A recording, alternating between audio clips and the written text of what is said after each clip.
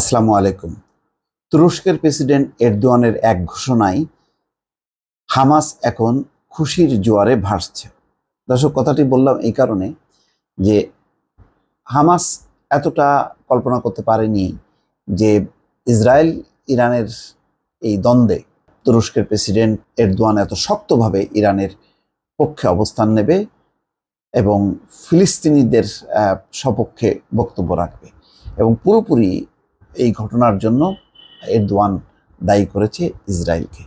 ফলে Hamas, যুদ্ধরত Hamas, যারা ফিলিস্তিনিদের অধিকারের জন্য লড়ছে দীর্ঘ সময় ধরে, যারা স্বপ্ন দেখে একটি স্বাধীন ফিলিস্তিন রাষ্ট্রের, তাদের ভেতরে একেবারে জোয়ার বইছে।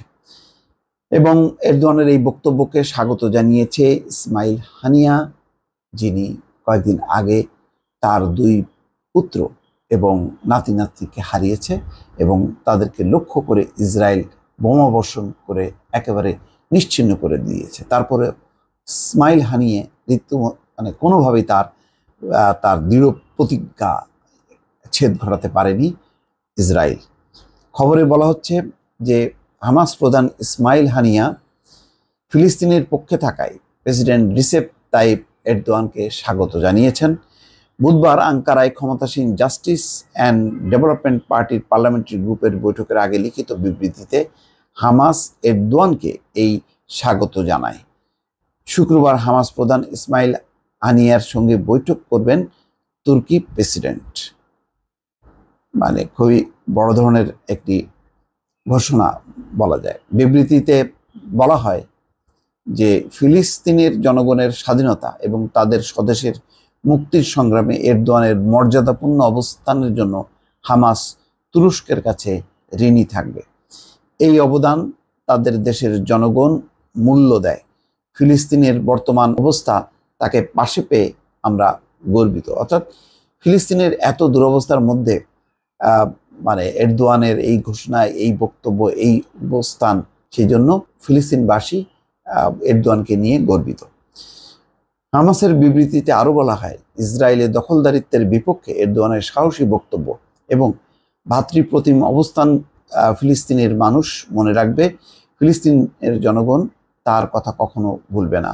এর আগে মঙ্গলবার মন্ত্রিসভার বৈঠকের পর আঙ্কারায় এক সংবাদ সম্মেলনে তুর্কি প্রেসিডেন্ট এরদোয়ান বলেন, আঞ্চলিক সংঘাত উস্কে দেওয়ার চেষ্টা করছে ইসরায়েল।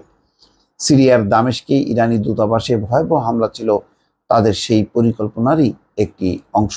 তিনি বলেন, গাজায় ইসরায়েলের নিষ্ঠুরতা ও গণহত্যা যতদিন অব্যাহত থাকবে ততদিন নতুন আঞ্চলিক উত্তেজনা বাড়তেই থাকবে। ইসরায়েলে ইরানের হামলার নিন্দা জানানোয় পশ্চিমাদের সমালোচনা করে এরদোয়ান বলেন, যখন সিরিয়ার ইরানি দূতাবাসে ইসরায়েল হামলা চালায় তখন পশ্চিমারা এই ঘটনায় চুপ ছিল। এটা একেবারেই খুবই ন্যাক্কারজনক হয়েছে যে আন্তর্জাতিক কূটনীতিক রীতিনীতি লঙ্ঘন করে ইসরায়েল সরাসরি সিরিয়ার রাজধানী দামেস্কে একেবারে ইরানের কম্পাউন্ডে হামলা চালায় এবং পুরো একটি ভবন ধসিয়ে ফেলে, যেখানে ছিল ইরানের 7 জন শীর্ষ কমান্ডার এবং আরও বাকিরা মিলে 13 জন একেবারে ঘটনাস্থলেই নিহত হয়।